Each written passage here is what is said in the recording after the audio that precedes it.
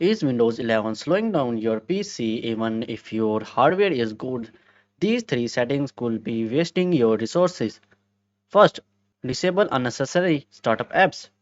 Go to settings, press window key, search settings, search startup apps. Turn off apps you don't need launching when Windows starts. This can reduce unnecessary background usage and improve startup time. Second, check your background app permissions. Go to settings and then go search, find, install apps, then open. Choose an app, then open advanced option if available. For apps you don't need running in the background, set background permission to never when that option is available. Third, reduce unnecessary visual effects.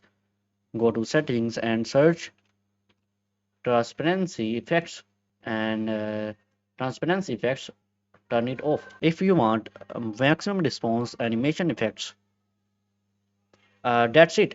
Three simple changes that can make Windows feels cleaner and more responsive. Try them and see the difference on your PC. Thanks for watching. Subscribe.